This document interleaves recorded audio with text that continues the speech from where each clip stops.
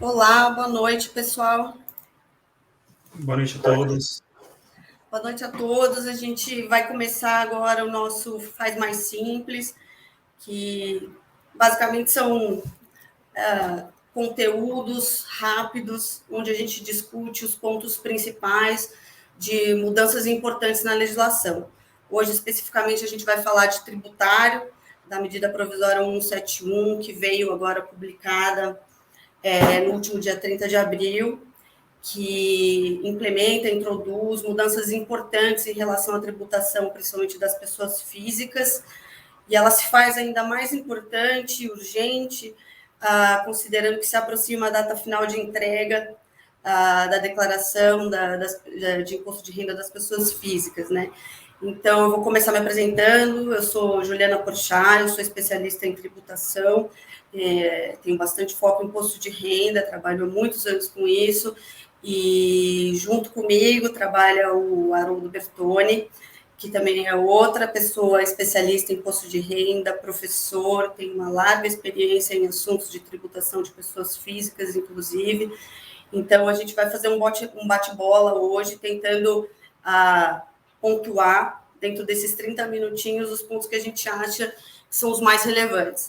Acho que se eu pudesse sumarizar, claro, eu já falei da urgência, da questão da análise dos pontos principais, principalmente considerando a data máxima de entrega da declaração de pessoa física, mas pontuando aqui os pontos que acho importante, além da potencial aumento de tributação que pode haver para aqueles que têm investimento no exterior, existe a possibilidade de redução desse ônus tributário através de atualização dos bens, então é algo que a gente vai conversar. Então, a despeito de, sem dúvida, haver um potencial aumento de tributação, existe aqui um benefício a ser discutido, importante, e também discutir um pouco outros aspectos positivos, como até a atualização da tabela do imposto de renda, o que isso significa, e principalmente o alinhamento do Brasil com as regras internacionais. Acho importante pontuar, porque sempre que há, de certa forma, a possibilidade de aumento de tributação, a medida vem com um viés negativo, claro, mas existe esse viés positivo de alinhamento das regras, principalmente no que tange ao reconhecimento dos lucros controladas no exterior, detidas por pessoas físicas, ou seja, atualmente, um investimento detido por uma pessoa física no exterior através de uma pessoa jurídica, ele só é tributado no momento em que essa pessoa jurídica distribui dividendos, né, o que a gente chama regime de caixa. Independentemente de diversas aplicações detidas por essa empresa já terem efetivamente terem sido realizadas e diversos lucros terem sido reconhecidos por essa pessoa jurídica, né?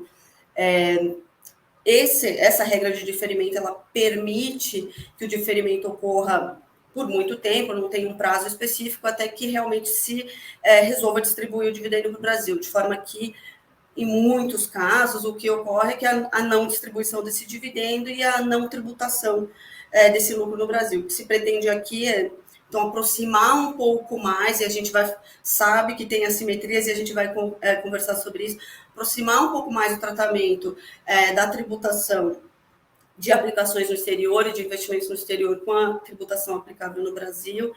Há uma tentativa de simplificação, então, independentemente do tipo de investimento, aplica-se uma alíquota igual para todos os tipos de rendimentos e ganhos, porém, a regra vem para evitar o diferimento da tributação dos lucros, de forma que automaticamente eles seriam tributados ao fim de cada ano. A gente vai detalhar isso um pouquinho mais, acho que a gente pode começar um pouco falando das boas notícias, da atualização da tabela de imposto de renda, o que ela significa para o país, né?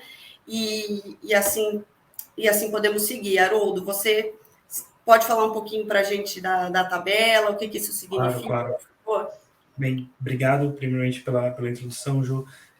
Eu acho que as boas notícias que a gente tem, e logo de cara a gente começa falando um pouco delas, se referem um pouco da atualização da tabela. E a ideia aqui foi justamente aumentar a quantidade de contribuintes que sejam beneficiados pela faixa de isenção. Na verdade, a tabela fazia muito tempo não sofria uma atualização, né, e o governo tinha se comprometido, ainda em campanha, em promover esse tipo de atualização, e essa medida veio introduzida por meio da SMP. Então, a gente fala mais ou menos de alguma coisa como 13 milhões, quase 14 milhões de contribuintes diretamente beneficiados por essa atualização. Só para pontuar, a faixa de isenção ela passou dos antigos R$ 1.903,98 para R$ 2.112, né? Isso, obviamente, tem um impacto muito grande naquela camada da população que está compreendida nessa faixa de rendimentos. Isso faz bastante diferença, mas também representa uma renúncia fiscal.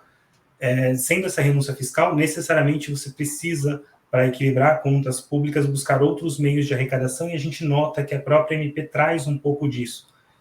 A gente vai explorar isso com mais detalhes, mas não dá para a gente esquecer que, obviamente, essa isenção, o aumento da isenção é uma renúncia fiscal. O governo abre mão de receitas, e ao abrir mão de receitas ele cria novas fontes de arrecadação para justamente fazer frente a isso.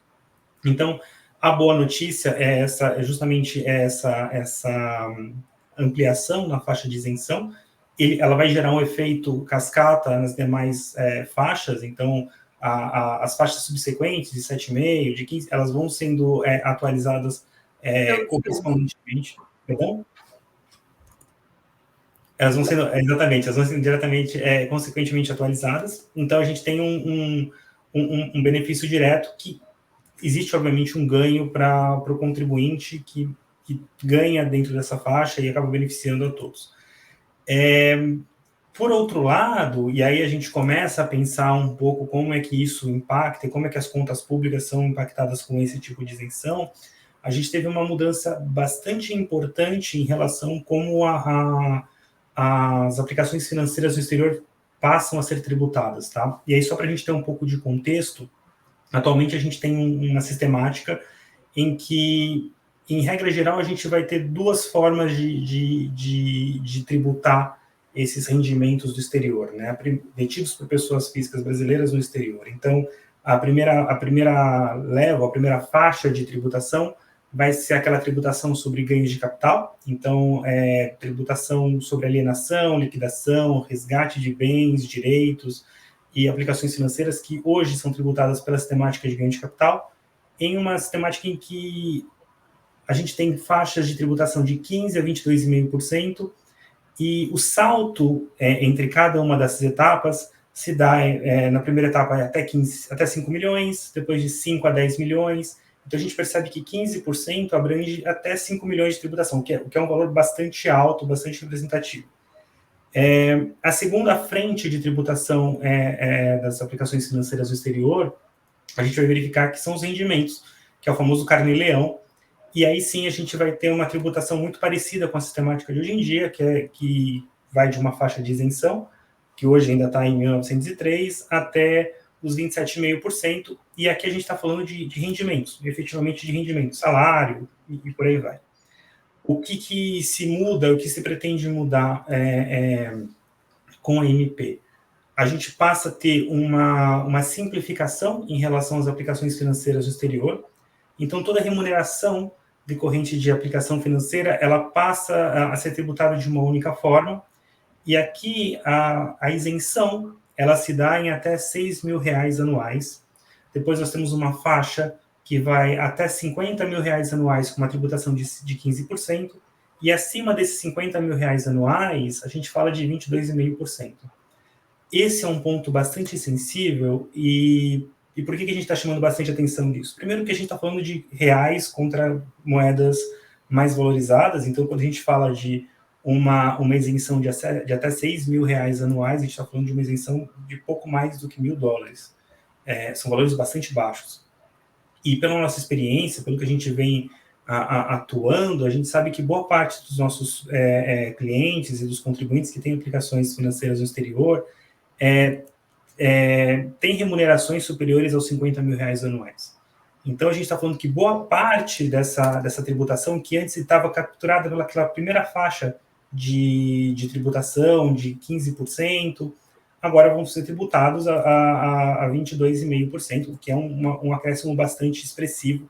A gente está falando de um aumento bem grande na arrecadação, e, obviamente, isso chama a atenção dos contribuintes que têm aplicações no exterior.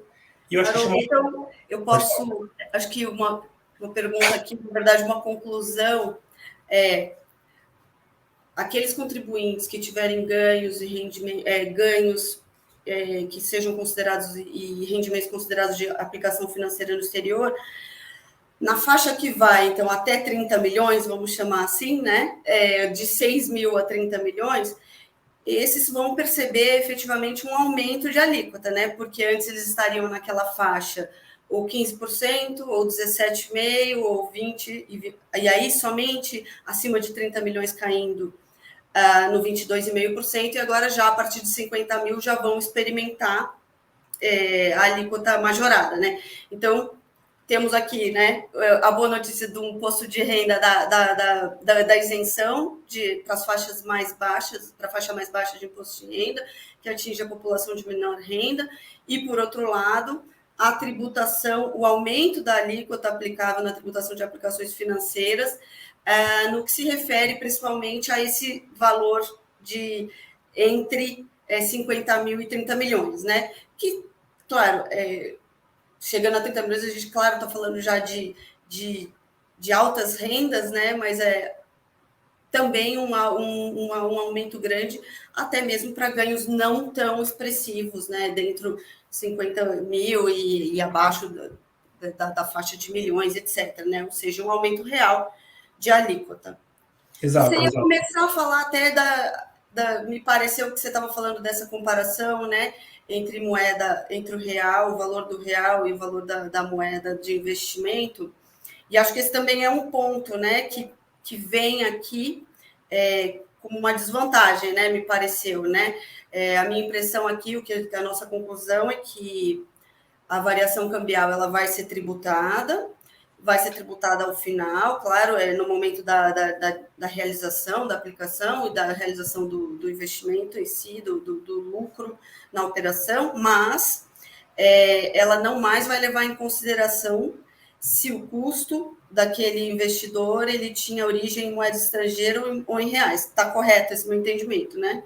Está correto, Ju, está correto. Esse é um outro impacto importante, a gente vai perceber não só nos investimentos, a gente vai ter outras repercussões também, inclusive, incontroladas, mas a lógica da variação cambial foi modificada na redação da MP, né? Em termos gerais, a gente tinha uma grande distinção entre recursos propriamente oriundos de moeda estrangeira e de recursos construídos com moeda nacional.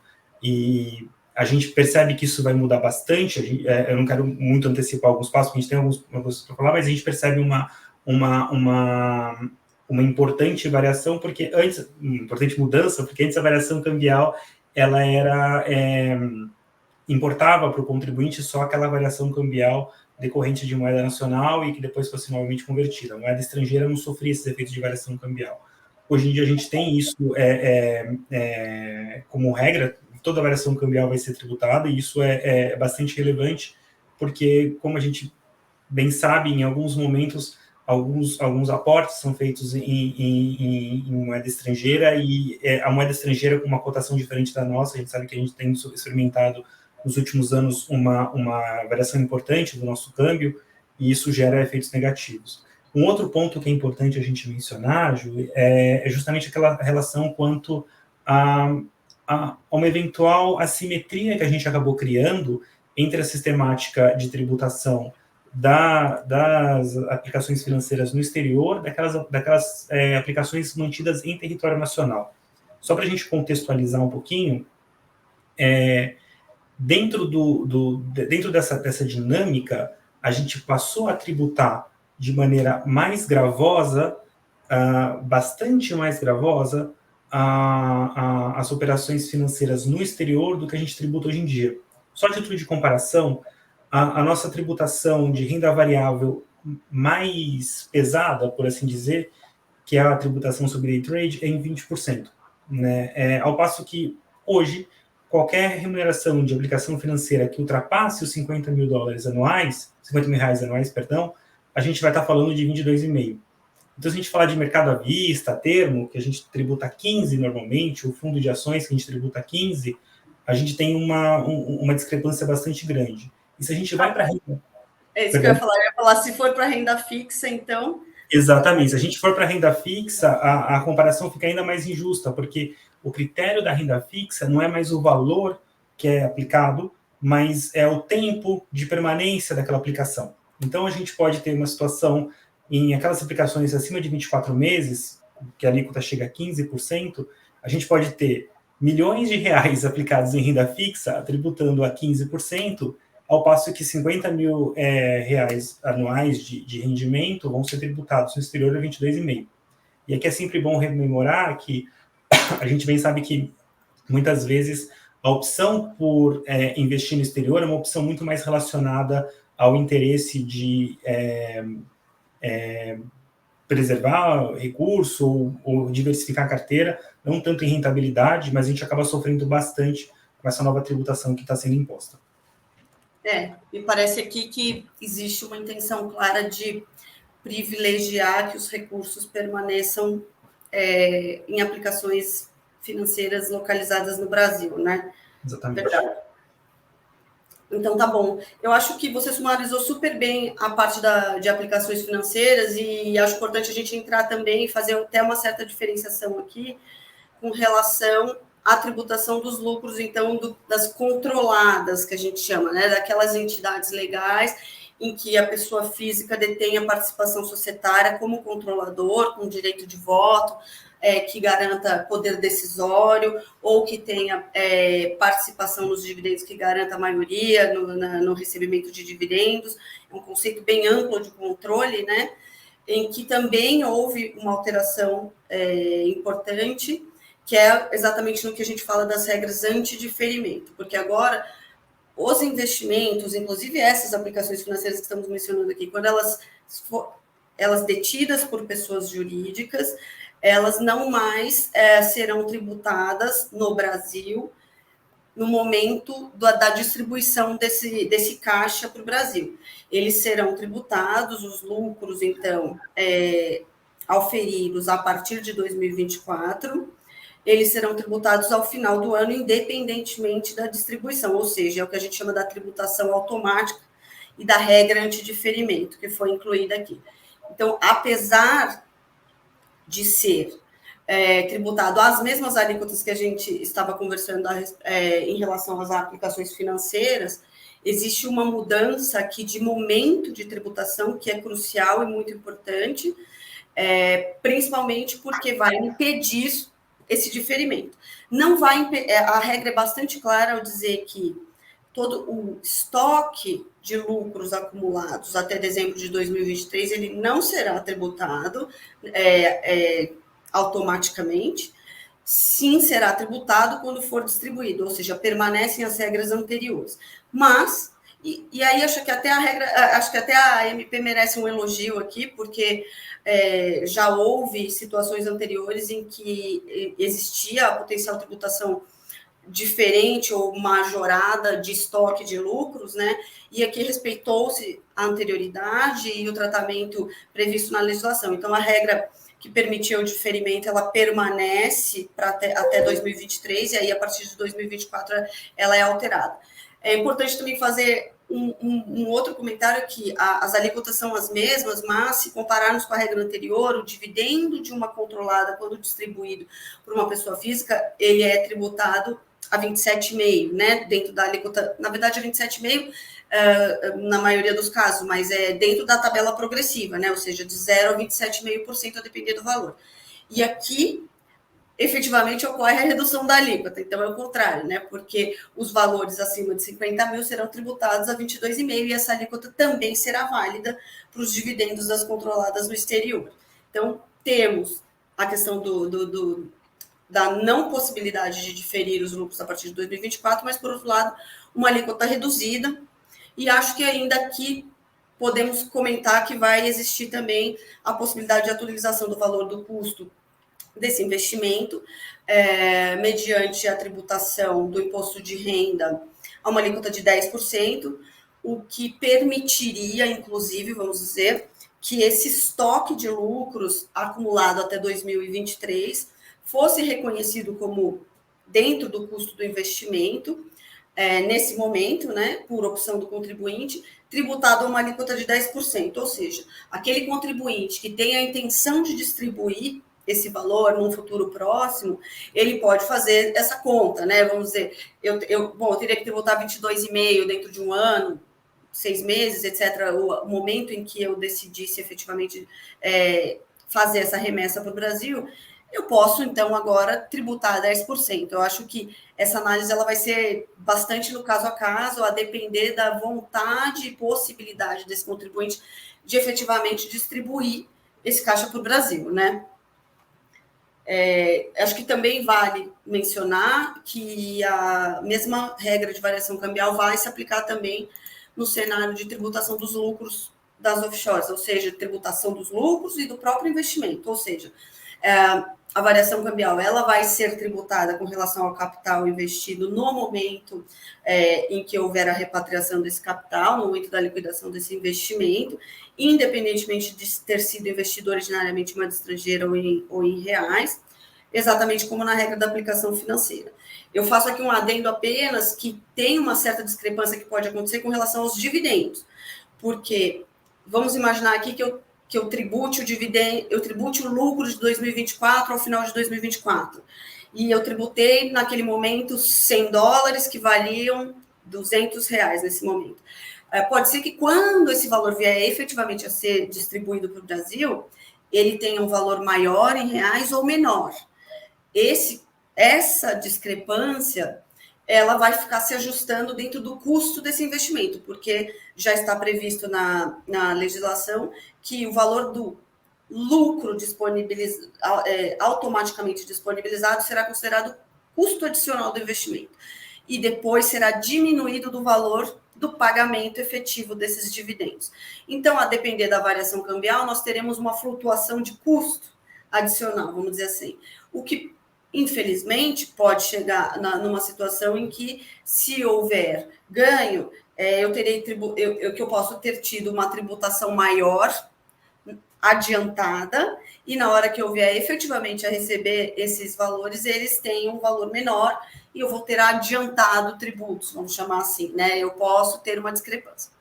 É isso. Acho que a última coisa que é importante falar sobre as offshores bom, primeiro, as controladas que terão tributação automática, que fique claro que são as que, primeiro, a pessoa física detenha controle, segundo, que estejam localizadas em paraíso fiscal ou em regime fiscal privilegiado, todos listados, né, pela Receita Federal, ou que tenham renda passiva superior a 20%. Renda passiva significando receitas de aluguel, juros, royalties, investimentos financeiros, dividendos. Receitas todas que não forem especificamente operacionais. Então, é preciso atentar a esse fato, porque ainda que essa offshore não esteja localizada no paraíso fiscal, ela pode vir a ser tributada assim, a depender do tipo de rendimento que ela detém, que ela receba. Então, vamos pensar, por exemplo, holdings que detenham investimentos em fundos ou em venture capital, etc. Aquele rendimento relativo a dividendos, ele não é considerado renda ativa, vamos dizer assim. Então, naquilo que couber aquela entidade, ele seria considerado renda passiva. É importante compreender isso.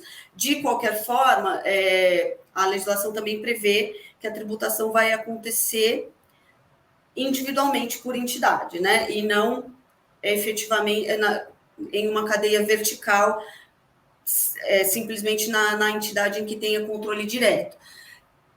O lucro de cada uma das entidades em que haja controle direto ou indireto deverá ser apurado separadamente. O último ponto é dizer que o ganho de capital na venda, por exemplo, ou liquidação dessas cotas de investimento no exterior, por exemplo, uma venda para terceiro, em que se apure ganho, ele continua tributado na regra anterior, ou seja, de 15 a 22,5. Então, eventualmente, uma empresa que esteja a ponto de ser vendida, por exemplo, em que sabidamente o valor de mercado seria superior, o valor poderia vir a ser atualizado agora, de acordo com as regras de balanço e contábeis, para que esse ganho de capital, em ocorrendo num futuro próximo, ele fosse efetivamente diminuído, porque o custo de aquisição estaria aumentando, né? É isso. Acho que o último ponto que é importante, vou até pedir sua participação, Haroldo, também, para a gente falar um pouquinho rapidamente, porque o nosso tempo aqui está curtinho, simplesmente dos trusts, essas entidades transparentes, como elas foram tratadas, para que fique claro, não fique esse monstro, né, que está aparecendo aqui na questão dos trusts. Como que vai ser tributado, como que a gente reconhece, e aí depois a gente já passa para a parte final, só para dar uma pincelada em pontos de atenção. Perfeito. Sendo bem sucinto, a ideia do trust aqui, primeiro que a legislação da MP, ela funda alguns conceitos no Brasil sobre trust. Trust no Brasil nunca foi regulado, tá? A gente tem um vácuo legislativo a respeito, não é o Instituto Brasileiro, a gente tem uma tentativa na MP de criar alguns conceitos que são novos no nosso direito.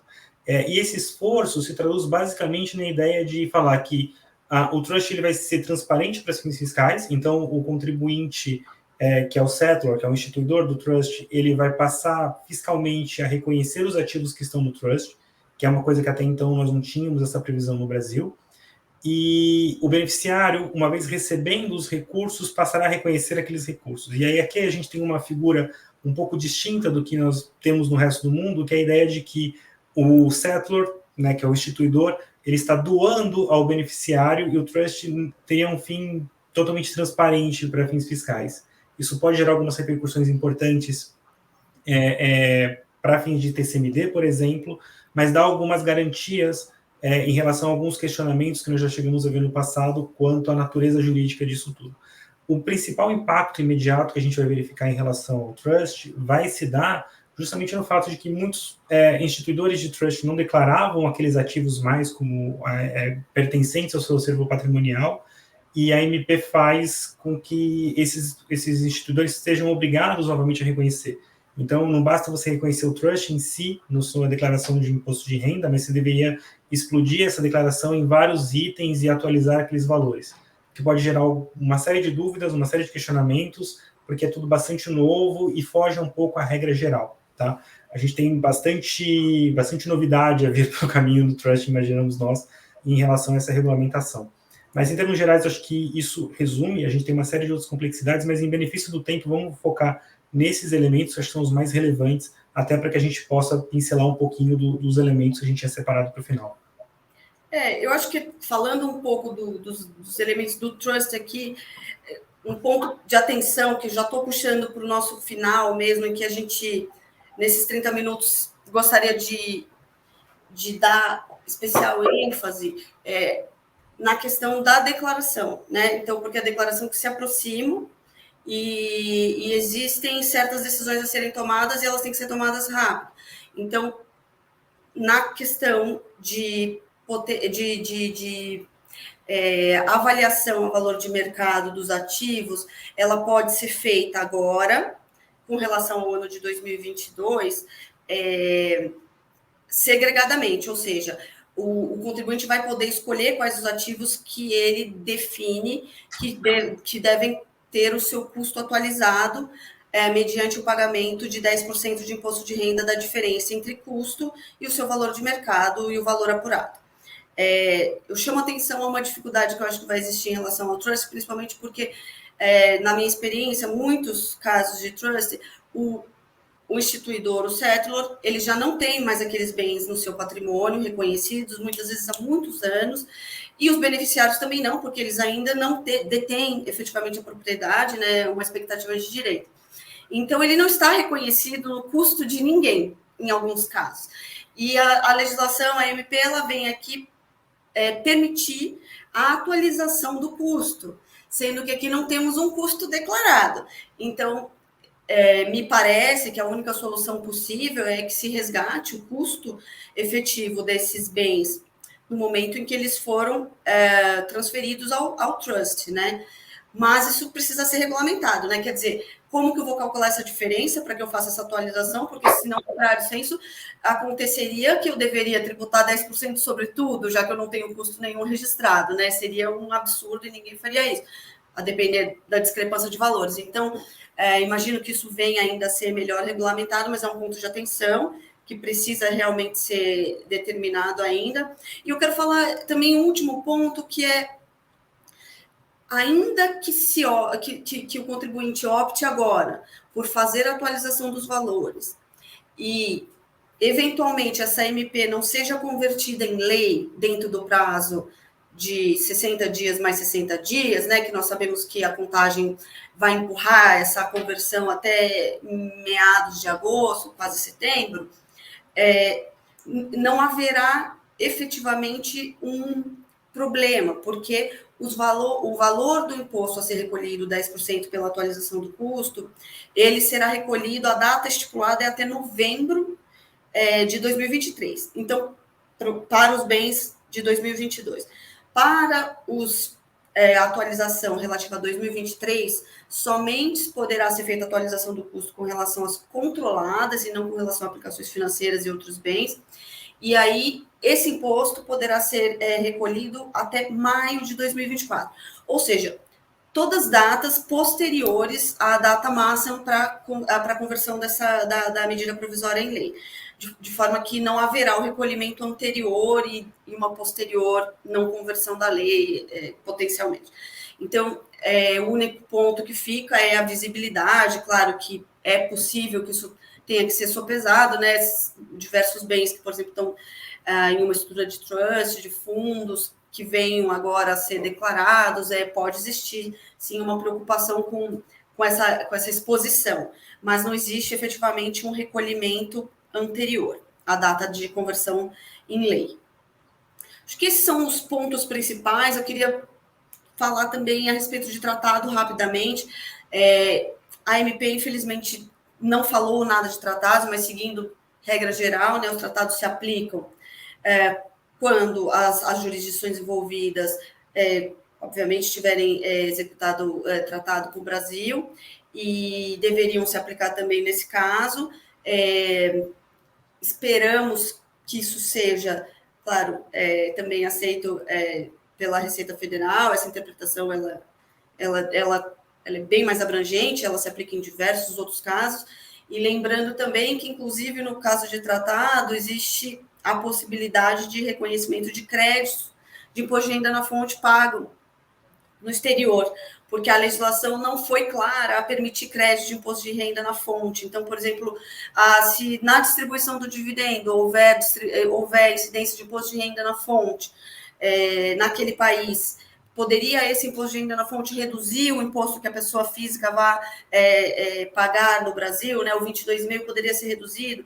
Não tem uma previsão específica, uma permissão, mas sabemos que no caso de tratado existe essa permissão, inclusive para a pessoa física tem até a instrução normativa 118, em que um artigo específico, artigo 19, ele prevê que, quando houver tratado, o imposto de renda na fonte pago no exterior poderia ser compensado com o devido pela pessoa física no Brasil, né?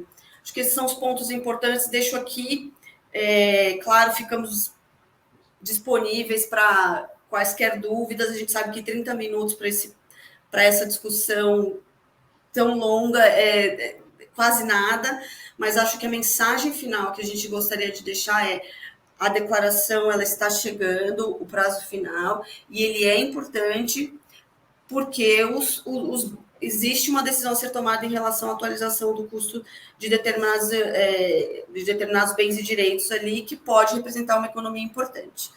Então, ficamos totalmente à disposição para dúvidas. Nos enviem e-mails. Quem quiser conversar sobre isso, estamos à disposição. Haroldo, pode se despedir também. Não sei se você tem mais algum ponto, alguma consideração final aqui nesse momento. Só mesmo agradecer a oportunidade, agradecer a audiência e nos colocar à disposição para qualquer eventual dúvida, né? Foi um prazer. Um prazer, muito obrigada.